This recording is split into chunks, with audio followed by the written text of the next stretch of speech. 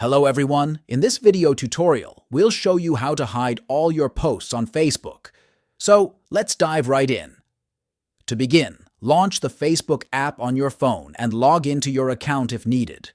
Tap on your profile picture in the top right corner. Then choose your Facebook profile.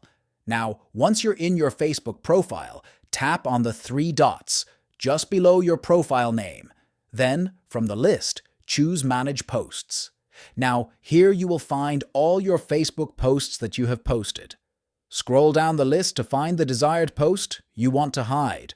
Once you find the post, tap on it, and then tap on the Next button in the top right corner. Now, you will find three options. Select Hide from Timeline. This feature can hide your Facebook posts from your timeline, so people cannot see it.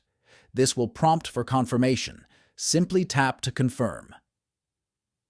Now, you can repeat this process for all posts to hide them. And there, you have it. With this method, you can hide all posts on Facebook. If you find this video helpful, don't forget to subscribe to our channel for tutorials. Thanks for watching.